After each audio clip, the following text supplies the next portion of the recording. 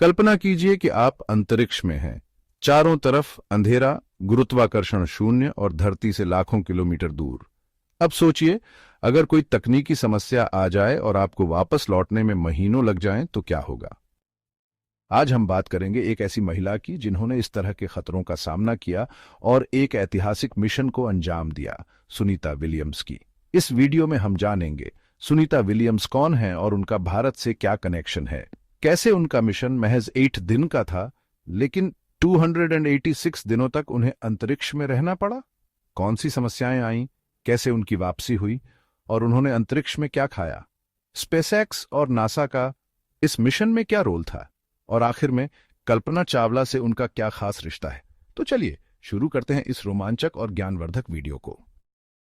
अगर हम बात करें उन गिने चुने लोगों की जिन्होंने अंतरिक्ष में सबसे ज्यादा समय बिताया है, तो उसमें एक नाम खास है, सुनीता विलियम्स। सुनीता विलियम्स एक भारतीय मूल की अमेरिकी अंतरिक्ष यात्री हैं, जो नासा की जानी मानी एस्ट्रोनॉट हैं। उनका जन्म 19 सितंबर 1965 को अमेरिका में हुआ था, लेकिन उनके पिता दीपक पंड्या मूल रूप से गुजरात के मेहसाणा जिले के झूलासन गांव से थे।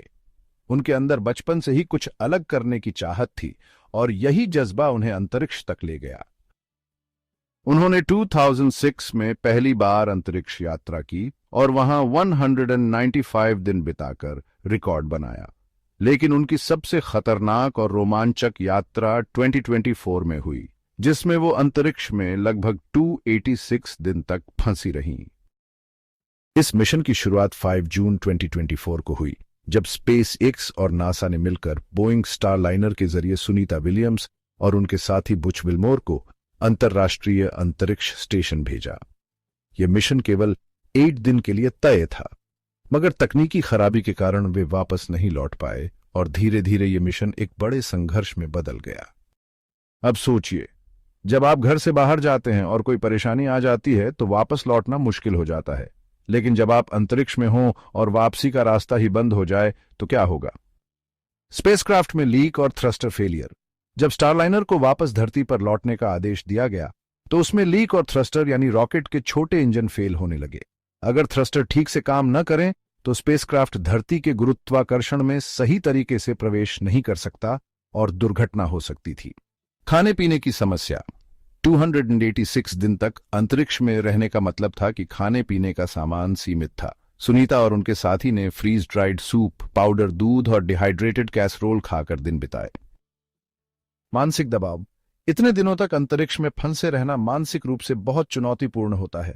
वहां समय का कोई अंदाजा नहीं होता और घर से इतनी दूरी तनाव पैदा कर सकती है।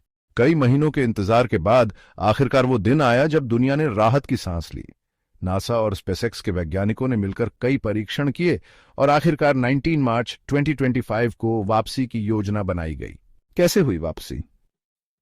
जब स्पेसक्राफ्ट पृथ्वी के वायुमंडल में प्रवेश कर रहा था, तब इसका बाहरी तापमान 1900 डिग्रीज सेल्सियस तक पहुंच गया। इस दौरान 7 मिनट का ब्लैकआउट हुआ, यानी कि नासा से संपर्क पूरी तरह कट गया था।